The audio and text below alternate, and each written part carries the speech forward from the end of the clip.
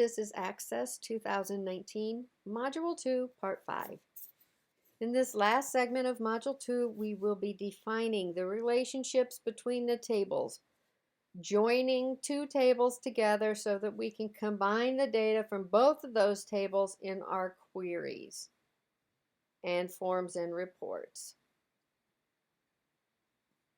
Let's get back into our Lakewood database.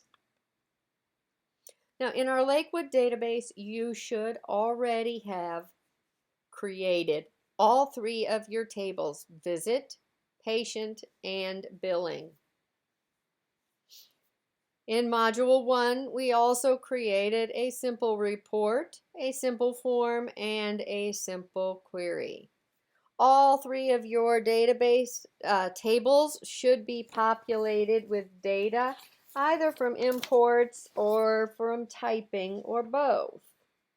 And so now we are ready to create our relationships. So this is over on the database tools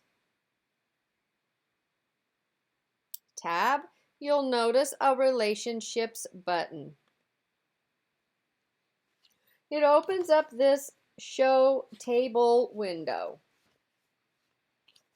So I'm going to add first the patient table.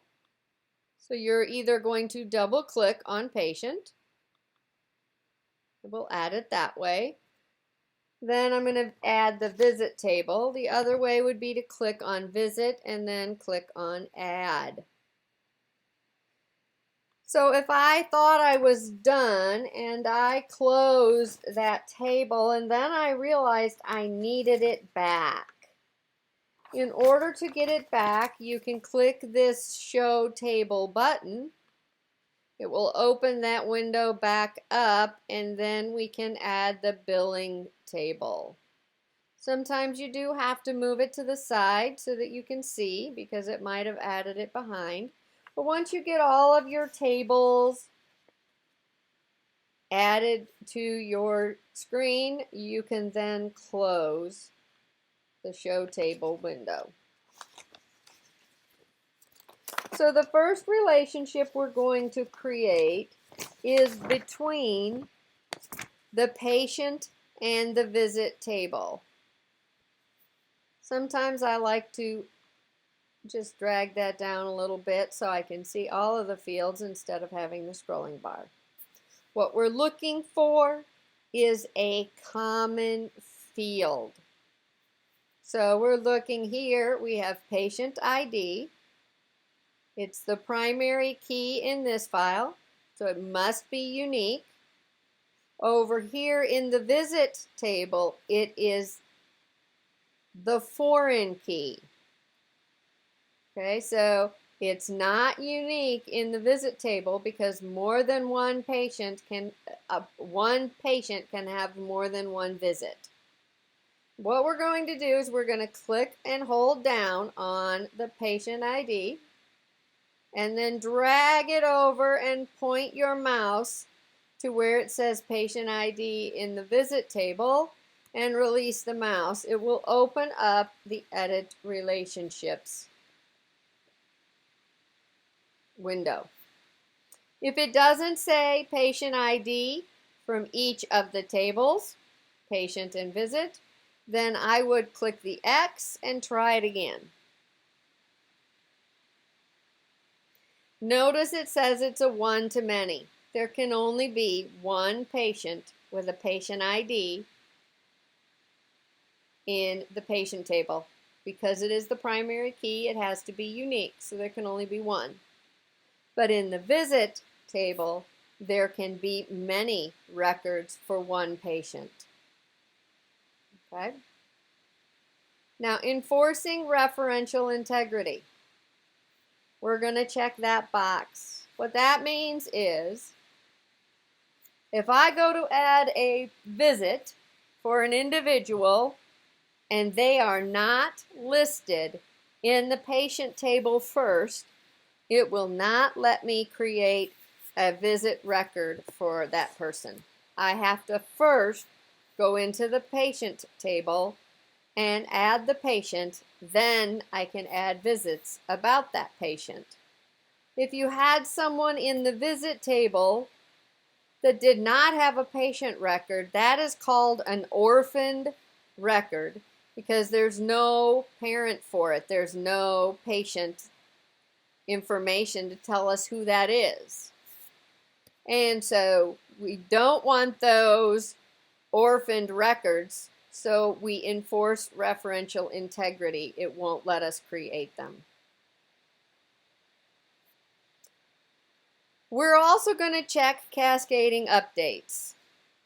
So let's say that we had started out with a 3-digit patient ID. And so we start out with patient ID 001. And after we've gone for a little while with our practice, all of a sudden we realize the patient ID is not long enough. We don't have enough options. And so now we're ready for patient number 1000, but it's only a 3-digit field. So we need to change them.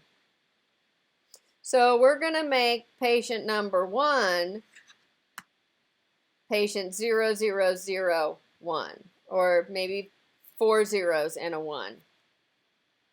So we add a couple of leading zeros to the patient ID so that we can expand it. Well, now I have all of these records in my visit table with the patient ID of 001 that need to be changed. Cascading updates means if I change the patient ID in the patient table, it will automatically update all the related records in the visit table so that it stays consistent. It's usually recommended that you would cascade your updates. However, it's usually not recommended to cascade deletes. And we'll talk about why in a minute. So we're not going to check the cascading of deletes. So what cascade deletes means is, let's say patient 1 called up, we got their information, they made an appointment, they didn't show. So they've never called back, they've never rescheduled, they are not in any visit records. And we decide we're going to delete them out of our database so that we can reuse the number because we've never seen that individual. They've never been a patient at our clinic. Well, we accidentally type in patient 1000 instead of 0001. So we try to delete, and if we had cascade deleting, it would say, okay, you're going to delete patient 1000. I'm going to delete all of the visits in the visit table that pertain to patient 1000. Now, maybe patient 1000 has been in for 50 different visits. If I accidentally delete that patient, it deletes all 50 visits and they're all gone. I don't get a warning, it just deletes them. So if I don't check cascade deletes, what would happen is I would get a warning that says, no, you cannot delete patient 1000. There are related records in another table. And in the next module, we will look at how to go about deleting them if we truly do want to delete them. But it would give us that warning, and it would say, wait a minute, there are related records in another table. Are you sure you want to delete this? And you have to go through some extra steps if you really do.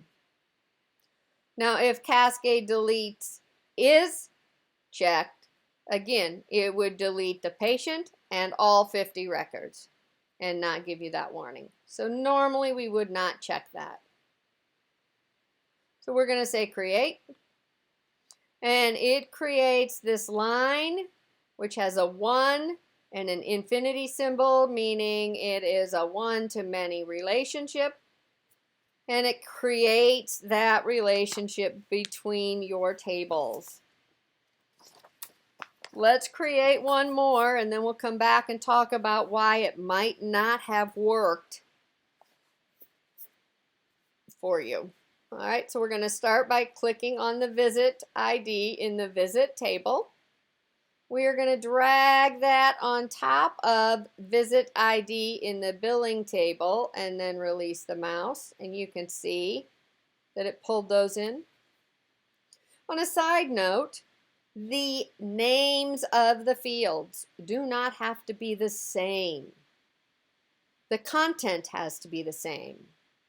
So let's say we had two different people creating the tables for this database, and Julie created the visit table with a visit ID, and John created the billing table, and he used the field name visit number and visit NUM.